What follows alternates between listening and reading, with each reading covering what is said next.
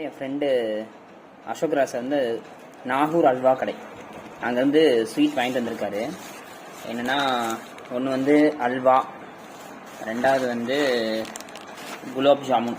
இது ரெண்டும் ஸ்வீட்னால் நான் வந்து மரணமாக சாப்பிடுவேன். இது அல்வா, இது குலாப் ஜாமுன், அவ்வளோ பிடிக்கும். இன்றைக்கி இது எப்படி இருக்குது என்னன்ற டேஸ்ட் பார்த்துருவோம்.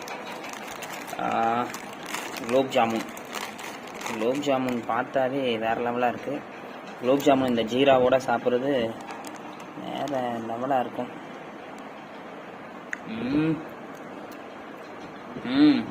வேறு லெவல், சூப்பராக இருக்குது. அடுத்து அல்வா எப்படி இருக்குன்னு பார்த்துருவோமா? அல்வா பார்த்துருவோம் எப்படி இருக்குன்னு.